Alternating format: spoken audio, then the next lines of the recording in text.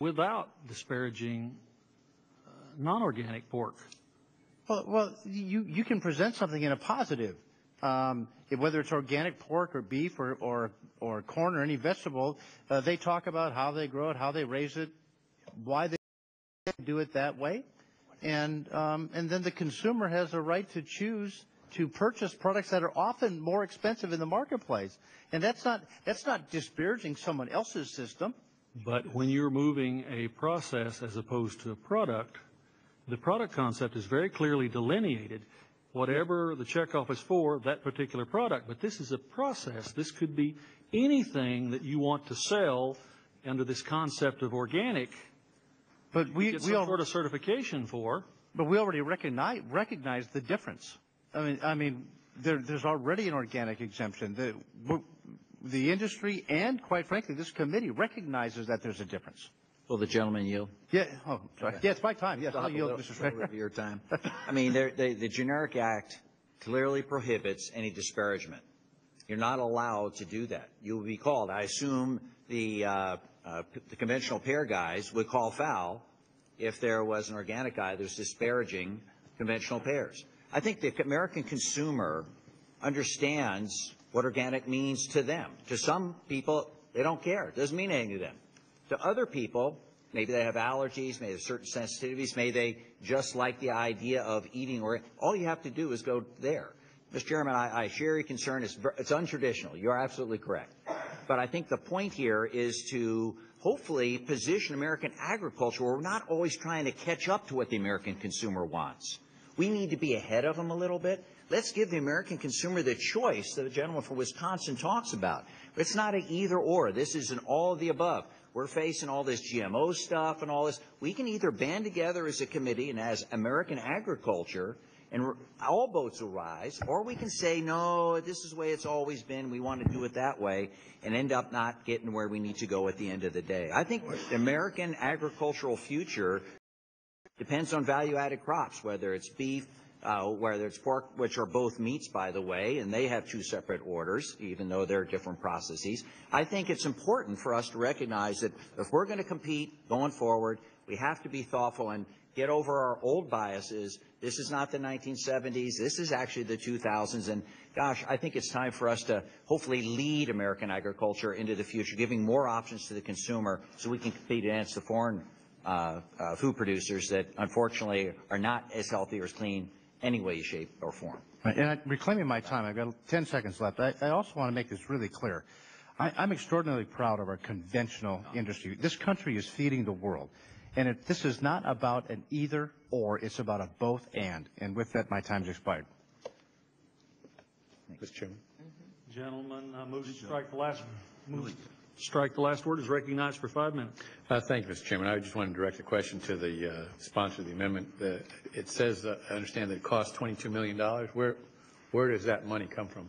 That comes from all the producers themselves, just like under any other checkoff program.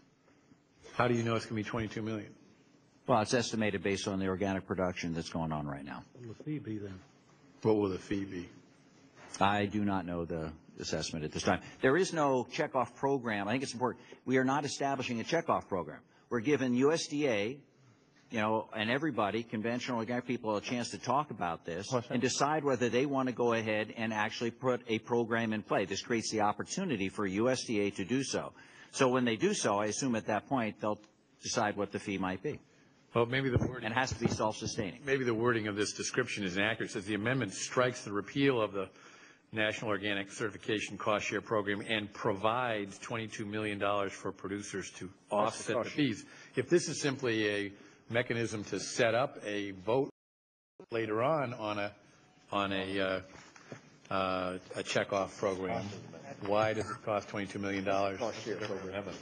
Oh, I'm sorry. Cost different bill. All right. Never mind. Mr. Chairman. I would suggest to my colleagues that at 8:20, we all kind of know where we stand on this issue, but if we want to discuss it for another 45 minutes, the chair will be happy to. I move to strike the last word. Gentlemen, speak for 20 minutes. Strike the last word and have 5 minutes to begin the hour. I'll take a minute.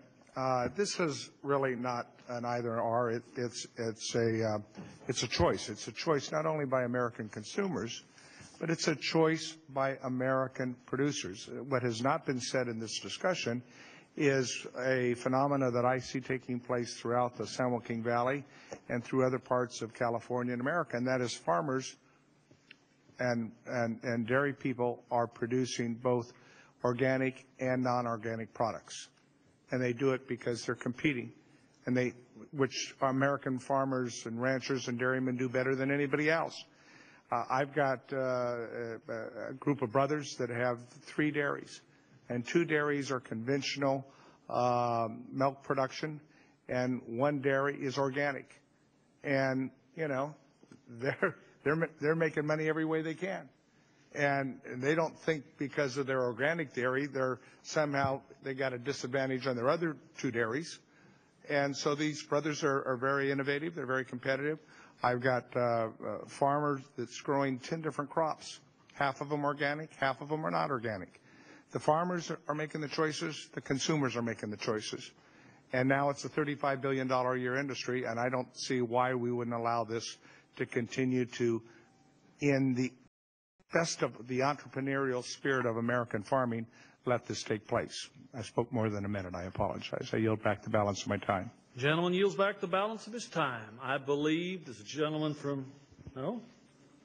Gentleman from Georgia seek recognition? Yes, sir. Thank you, Mr. Chairman. I'll be Strike brief. the last word. I move to Recognize. strike the last word. And my wife and I are one of those who choose to buy organic milk. We like it. We like the fact that it lasts longer. She chooses organic eggs. I really don't care about if they're organic or not. I mean, and that's a free choice and it out there. And I originally was going to support this, but I think one of the differences between the 2 industries is traditional agriculture is not engaging in an attack on the organic agriculture. And if you go to the OTA's website, they spell out specifically shall adopt policy positions that uphold the long-term goal of a moratorium on GMOs. And so I think that's one of the things that has caught me and raises my concerns is that industry's lack of respect for traditional agriculture and continued assault on agriculture. But again, I have a tremendous amount of respect for Mr. Schrader and Mr. Rebel, and Mr. Chairman, I yield the remainder of my time. Gentleman yields back the remainder of his time. Just a quick point, Mr. Chair. Marcia. Thank you, Mr. Chairman. I yield to Mr. Schrader. Just real quick, I appreciate the gentleman from Georgia's concern, but that's a private trade group here. We're talking about a USDA checkoff program, so they would not be able to do that. And I'm sure that different groups will misrepresent their products. That's fine, but this is about fairness in agriculture and trying to get us all in the same boat. Thank you, sir. Gentleman, Will the gentlelady yield? Will the gentlelady yield? Thanks. I just want to take a second to say that, from my perspective, I think it's a pretty thoughtfully worded amendment, and this is an area of the rural economy that's really flourishing in upstate New York. And I think that setting up the possibility for this checkoff program is certainly very reasonable. I plan to support this. Thank you. I yield back. Mr. Chairman. Gentlelady yields back. The gentleman from Texas has been very patiently waiting for recognition, and we're going to Move to strike last word. Gentleman's recognized for 5 minutes. Mr. Chairman, I'm trying to work my way through the actual language of the bill based on what the sponsor said. Subsection E provides for an exemption of certified organic products from promotion order assessments, i.e. you get to exempt from the assessments of other things. And then subparagraph 4 of that program says termination of effectiveness. This subsection shall be effective until the date on which the Secretary issues an organic commodity promotion order in accordance with subsection F, which is the program that's setting up. So what I heard you say earlier was that this exemption only applied if there were both an organic program and a non-organic program. And what your exemption does, though, it allows the organic folks to exempt out of any promotion program assessment until you get the organic program. So that's what your amendment does, in spite of what I heard you say, I think. Currently, the organic's exempted at 100%. This changes it to 95%, which is what USDA's language already says in existing law.